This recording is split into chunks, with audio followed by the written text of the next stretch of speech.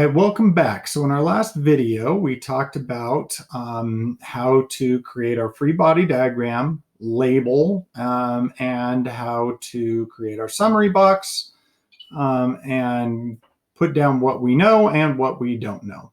Our next step will be to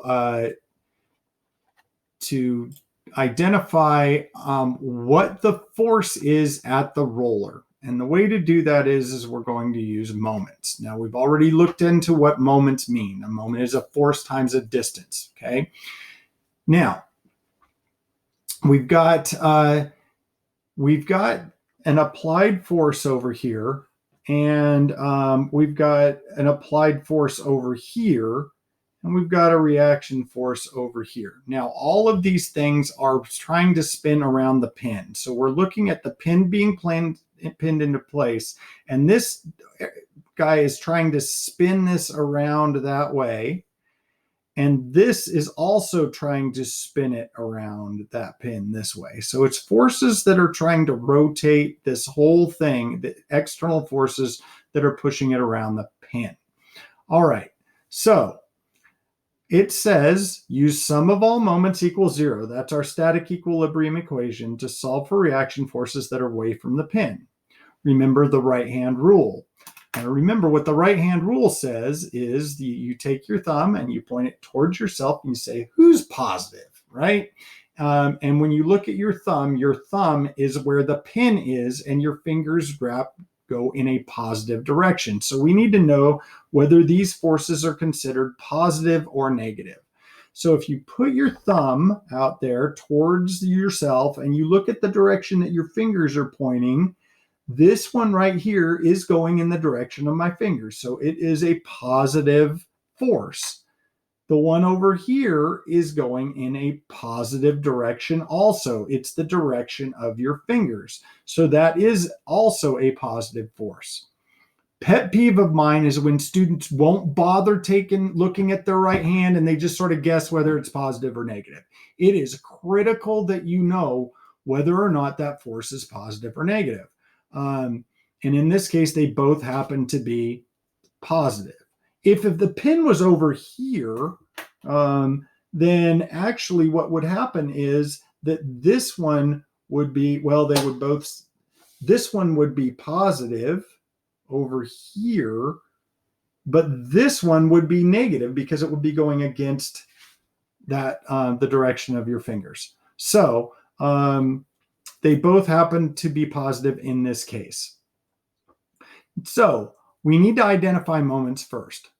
Moment is a force times a distance. And if you remember from our other dealing with moments, it's perpendicular. So the distance to this force is perpendicular to the pin, which is this 1.5. So let's deal with this first. It is a positive 75, okay, force. We can call it pounds or whatever. Whoops, this is a times. A force is a moment times a force times a distance, okay, at 1.5 units, inches, feet, whatever it is. Plus, we have another moment that is here, okay, that is 220, and it is at a distance of 1, okay, and it is positive. And we have a third one, which is where we're going to solve, where we have this unknown force. We have a variable. It's neither positive nor negative. It's an unknown. Okay, it's an unknown that we're about to find out, times the distance from the pin. Remember, it's always the total distance, 1 plus 2.5 equals 0. The sum of all moments equals 0. This moment plus that moment equals 0. Okay. Now, what's going to happen is you subtract things from each side to get it to the other side of the equation, right? So my RF of A of Y times the 3.5, there's one moment. If we move those other moments, if we subtract 0.75 or 75 times 1.5, okay, and 220 times 1 to the other side, we're going to get negative 220 plus a negative, let's see, 75 times 1.5 would be 37.5. So that would be 112.5. Better get my calculator out. Making sure I got this right. Now, again, you've got different numbers. So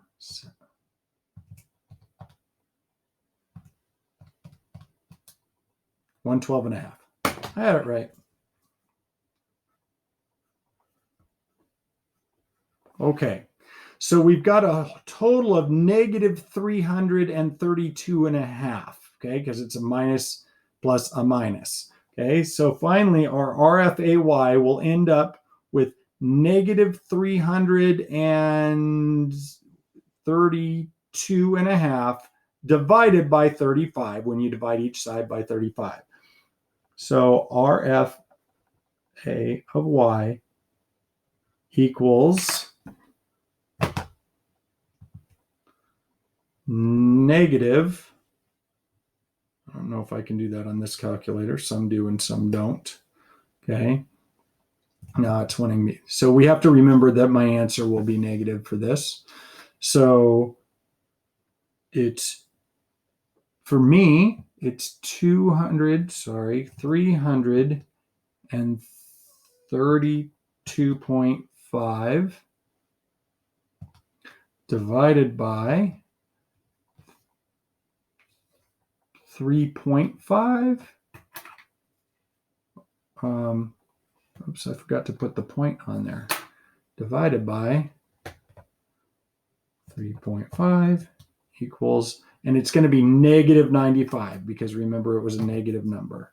So we have negative 95, okay, of a force. Now, here's what's really important. You still have to apply the right-hand rule. If it's negative, it's going against the direction of my fingers, right? So if my thumb is over here on the pen and my fingers go in a positive direction, that means positive would be going down. But I have a negative, so the negative must be going up, okay? So we can now apply our negative 95, which means it's going upward to RFAY in the summary box because I've found another reaction force. So this would be 95. Now, I don't care about negative or positive in the summary box. I care about which direction it's going. It's going that direction. Okay? All right. So we're going to do the same thing for the other two. This is actually, I think, the most complicated one for solving members. The other two are a little easier. Sorry, I think I just said solving members. I meant solving for your pin reaction force. For your second one, in this case, we have a negative because it's going against the curl of my fingers, a negative 100-pound force or 100 unit force at a distance of 2 away from the pin again. And then we have a reaction force that is 3.5 away from the pin. So because this is negative, when we subtract from each side, it'll end up as a positive over here. Okay, 200 divided by 3.5. When we divide each side by 3.5, and we end up with a positive number. Now you should end up with a positive number. Your numbers will just be different, right? So again, this is positive. So it's going in the direction of my fingers where I put my thumb where the pin is. So it's going up. Okay. So my RFCY is going to be 57.14 going up. Now, little trick. Honestly, you could have looked at it and figured out it was going up because this is spinning this way, and something has to stop it, and there's only one other force. So that one other force has to be going in the opposite rotational direction. So you actually knew ahead of time. On the first one, you don't know ahead of time because there's multiple forces. All right. And on the last one, we have a force that's trying to spin it this way. It is a negative 150 because it's trying to rotate it in a clockwise direction. Counterclockwise is positive, clockwise is negative. Okay, which means that we have this force at this distance is negative 150. So you probably have yours similar, that's a negative force at a certain distance, plus this reaction at its distance, which we find over here. Okay, it's still the same distance, equals 0. So the negative becomes a positive over here. This becomes ending up a positive number. And we again apply the right-hand rule and say, okay, well, if it's right hand, it's going then to the right. Okay, so RFAX then for me is this number going that direction.